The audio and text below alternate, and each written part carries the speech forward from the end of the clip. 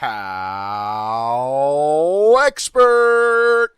HowExpert Top 10 Top Tips for Adopting a Dog. HowExpert publishes quick how-to guides on all topics from A to Z by everyday experts. Visit HowExpert.com to learn more. Be sure to subscribe to our YouTube channel for more HowExpert Top 10 videos in the future. Moving on, let's talk about the HowExpert Top 10 Top Tips for Adopting a Dog. Number 10. Train yourself first, your dog second. While most adopters know that training is essential, many don't realize that it's often them that need to be trained. There are so many misconceptions by well-meaning adopters that either don't lead to results or backfire entirely. Whether it's practicing the outdated alpha method or accidentally sending the wrong message. Plenty of owners make mistakes that could be solved with a little more education and training. There's a saying in the dog training world that goes, "What you pet, you get," which means whatever your dog is doing while you're petting them, you'll get more of. The theory behind this is positive reinforcement, a simple concept. Yet because many owners view petting as a means of providing comfort, they inadvertently encourage the action, whether that's shaking uncontrollably during a thunderstorm or growling uneasily at kids pulling their tail. Long story short,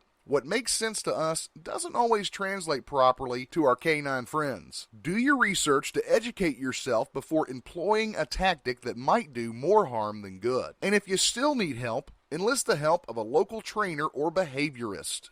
Number 9. Transition to a high-quality food. Gradually. When you adopt a new best friend, you may feel compelled to switch them to a new brand of food right away. Rescues and shelters are on a tight budget after all, and typically can't afford to provide the highest quality nutrition. While it's always a great idea to aim to provide the absolute best diet possible, be sure to do so gradually. Transitioning your pet's food too rapidly can lead to severe gastrointestinal upset. That can be painful for your pup and messy for you. Yeesh. Generally, 2 weeks is an adequate period for the switch. Slowly decrease their current food while increasing the new food, paying special attention to the nutritional values of each to avoid over or underfeeding based on their caloric requirements. It's always a good idea to consult a board-certified veterinary nutritionist. Look for the letters ACVN after a vet's name when making major dietary changes. Veterinary nutritionists are specialists who are uniquely trained in the nutritional management of both healthy and sick animals. Just like with humans,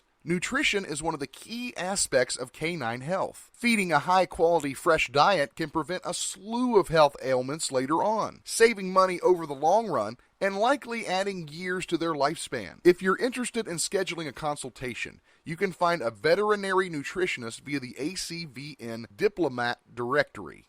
Number 8.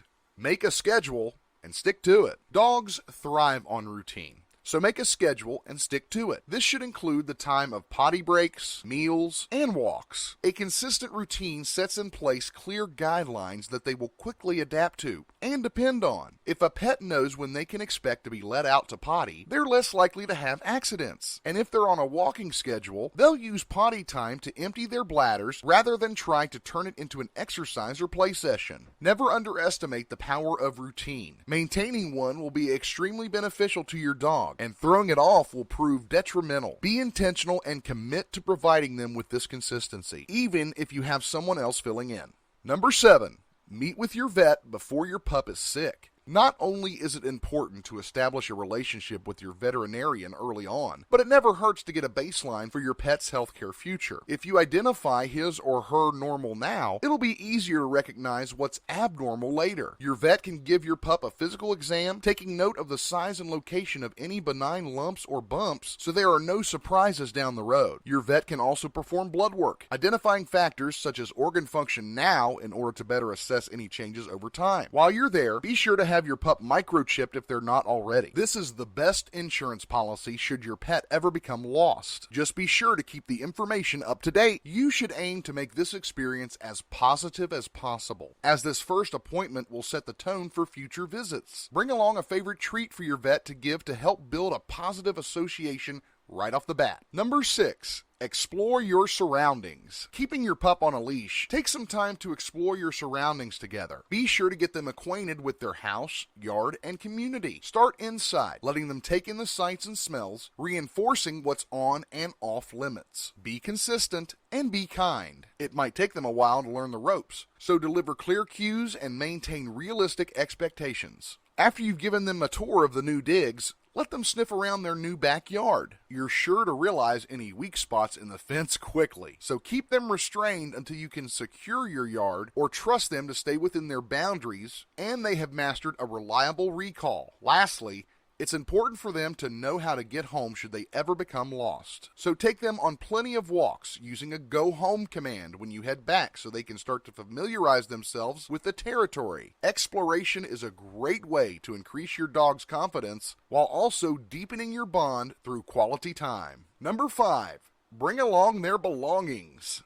No matter how insignificant your pet's current belongings seem, their value is priceless in helping them remain comfortable and acclimate to their new home. The scent of that ratty old blanket and well-loved chew toy provide enormous security while undergoing such a large transition. The shelter or rescue they lived in may not seem like a place they want to remember, but big moves are scary, and this small step can be significant relief to a pet during the adoption process. Let your pup decide when they're ready to let go of the comfort of the past and fully move forward with their new life and the future.